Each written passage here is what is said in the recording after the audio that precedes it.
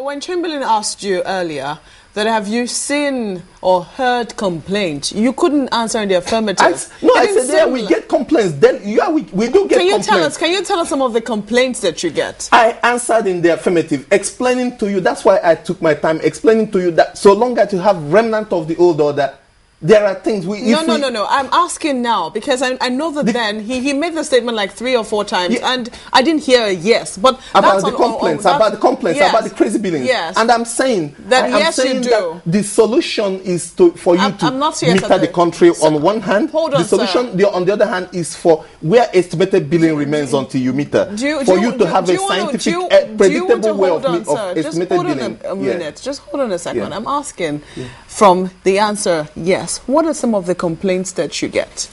We get, in fact, the taximan that took me from the airport yesterday night, also to ask him how is the state of electricity in Lagos. He said it's improved, but that he lives in a 1-bedroom house, and I think they have a unit of 10 rooms, and that is they got a bill for this month, and it's about 18,000 naira from 10,000 they used to have, and they used to, and I tell you, that is the kind of thing we are trying to flush out.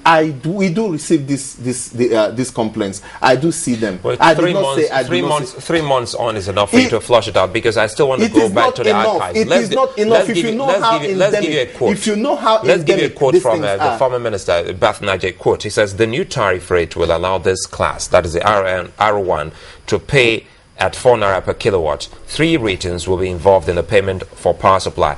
The new electricity tariff, which has been approved by Mr. President, has a great consideration for the poor in our midst. Yeah. And the R2 and the R3 will be used to provide billing for the users of electricity above 50 kilowatts per hour. These are high electricity consumers. And it stands as from what Mark asked you, it means that even the cab driver and so many other people, they're not going by this same promise given to them by the government as well as the NERC, because we also had Mr. Amadi on this program.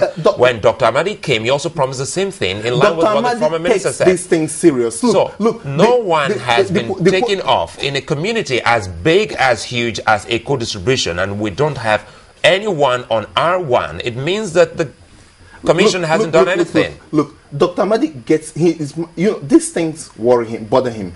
This is a transition. This is a kind of milking the situation. So you're confirming to us that you're confirming to us that there's no one on R1 on the co-distribution. Hang on, I'm not trying to. Is that true? No. See.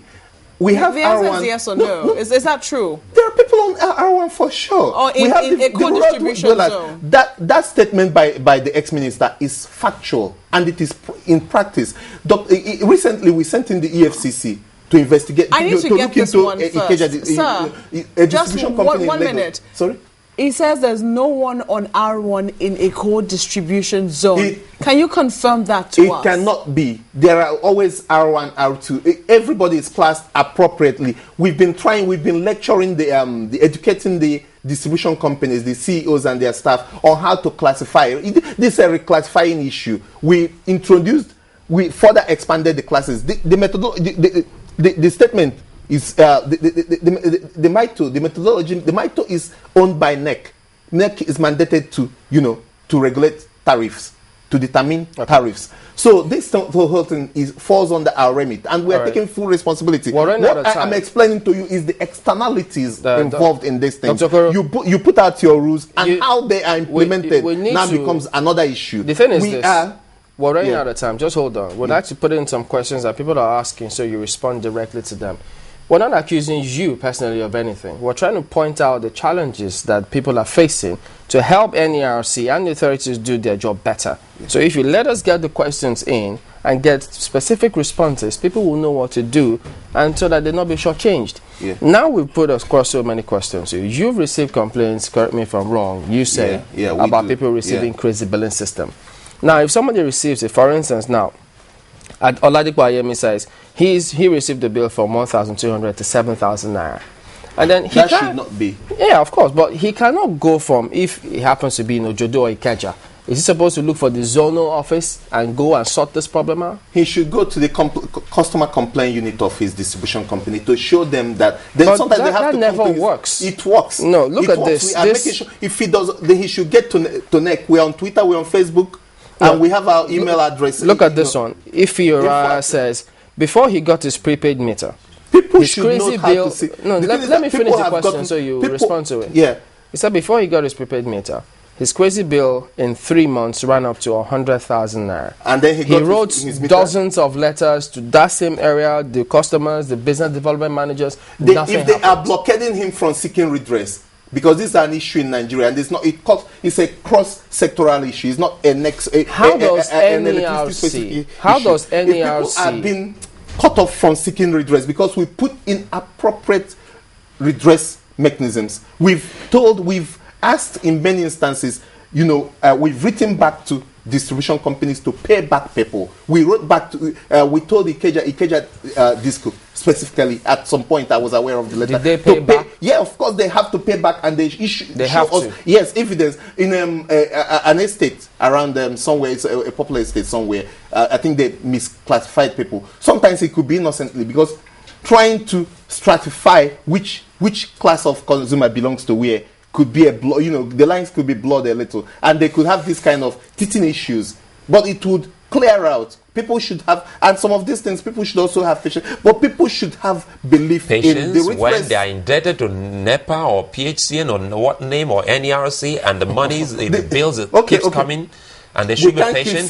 3 months on, and this is the 4th month, and you say they should be patient.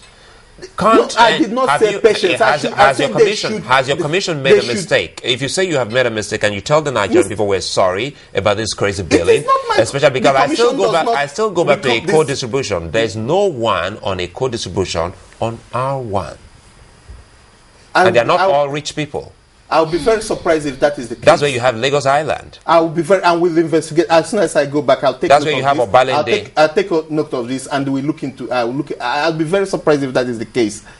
But what I'm telling you is that we should see this cup not half empty but half full. If we have tried to bring cost reflectivity into the system, and this is helping us to now make investors their nerves get calmed, and they are ready to plow in money and get their machines rolling. The thing is this, and it's helping us also with concessioning, which is a very critical aspect, because if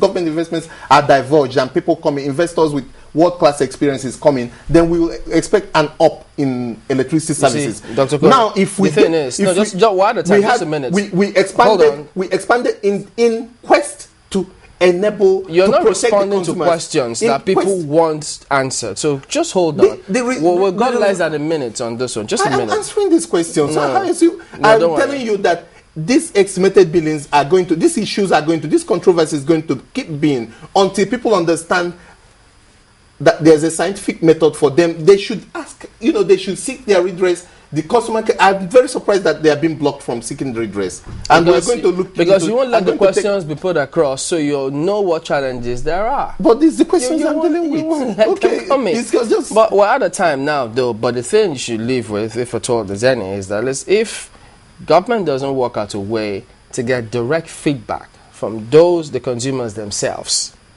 you're going to give the investors problems, because the people will eventually revolt, and then they'll have problems on their hands. Because now there are lots of complaints everywhere you turn. Yes, they say it might have improved. The areas that it hasn't improved, what are they doing about it? But they're facing the same billing system with the areas that they say they've improved. What is being done? I'm telling them that the end of this is in sight, and they should seek. First, our redress mechanism is improved. That is one. That gives hope, and they should explore these redress mechanisms. Really? We move around the country. Today we're meant to be in Kaduna to open another zonal office and to have a power consumer assembly. We take our power consumer assemblies to almost all the states of the federation. We go there, we hear from people, we invite people, we gazette these things. We are trying everything to give a world-class standard service rate to level of service in the electricity industry now. All right, I'm afraid that's all the time we have for this one, I'm afraid. But I guess we'll have to perhaps focus on this again. But we can tell you for free that there's a lot of complaints trickling in from a lot of areas which NERC has not responded to. That's why they are still there. No, we are responding. We have dedicated unit for Twitter, for Facebook, for all the media, and we are taking our consumer. Dr. Uche Okoro, Special Assistant, Research and Strategy to Chairman of NERC. Thank you very much for coming on this morning.